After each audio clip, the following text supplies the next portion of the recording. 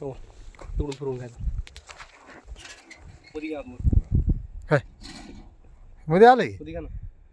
डबे सहित हं. घेतला डबा तर मल्चिंगला होल मारण्यासाठी काय करायचंय पुढे चालू केलंस ना हा चालू केलं की हं. तर मल्चिंगला होल पाडण्यासाठी काय करायचं आपल्याला सर्वप्रथम हा तेलाचा डबा पुढून घ्यायचा त्यामध्ये असा हार तयार करायचा आहे आणि आपण हे लोखंडी रॉडचं तयार केलेलं आहे कारण बरेच जण पाईपात वापरतात आपण रॉडचं तयार करण्यामागचा उद्देश असा आहे की रॉड जास्त वेळ गरम राहतो पाईप आहे ते काही कालावधीपुरताच गरम राहतो परत थंड पडायला चालू होतं एक वेळेस गरम झालं की आपले जास्त होल त्याच्यामध्ये होत असतात हे थोडंसं मल्चिंग कट करताना जे चिटकलेलं आहे ते आहे. मल्चिंग मारताना म्हणजे होल मारताना आपल्याला काय करायचं उलट्या दिशेने चालायचं आहे उलटं आणि सव्वासं त्याच्यामागचं कारण सांगतो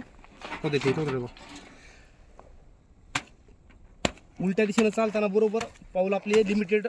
मापावर पडतात आणि बरोबर होल आपलं जे काय 1.5 फुटावर आपल्याला घ्यायचं आहे त्या हिशोबाने आपलं होल पडत जाते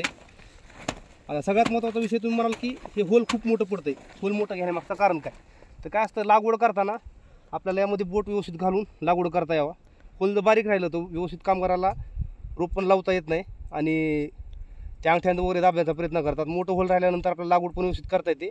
आणि आपण जे काय आळूनी करणार आहोत पाणी जे होतं आपण रोपाच्या बुडाला ओतणार आहोत ना ते पाणी रोपाच्या पानावर पडून रोपाची पानं भिजण्याची आणि ते स्कॉर्चिंग येण्याची भीती असते त्याच्यामुळे मोठं जर होल राहिलं तर पाणी टाकायला आपल्याला सोयीस्कर जातं या पद्धतीने त्याचं गणित आहे आता हे जर रोपाचं होल आपल्याला सव्वासं मारायला घेऊन आपण समोरच्या दिशेनं पुण्या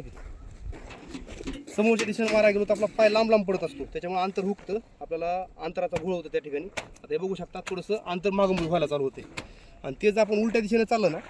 तर बरोबर प्रॉपर आपलं योग्य ठिकाणीच होल पडतं त्याच्यामुळे आपल्याला उलट्या दिशेने करूनच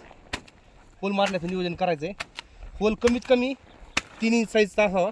होल जास्त बारीक पण आपल्याला घ्यायचं नाही जेणेकरून आपल्याला रोपाला त्रास करणार नाही आणि पेपरच्या आतमध्ये जी गरम हवा येणार आहे ती रोपापर्यंत येईपर्यंत थंड होते कारण हे मोठ्या होलचा फायदा काय असतो ह्याच्यातनं जी हवा आतमध्ये बाहेर येते ना ते हे समजा आपण ह्या टाकू की ह्या ठिकाणी रोप आहे बाहेरनं जी हवा येते ते रोपापर्यंत येऊस तर गाडी होऊन जाते रोपाला कुठलाही प्रॉब्लेम करत नाही ते जर होल बारीक राहिलं छोटंसं तर ते डायरेक्ट हवा रोपाला हिट करत असते त्यामुळे आपल्याला मोठं होल मारायचं आहे हां इकडं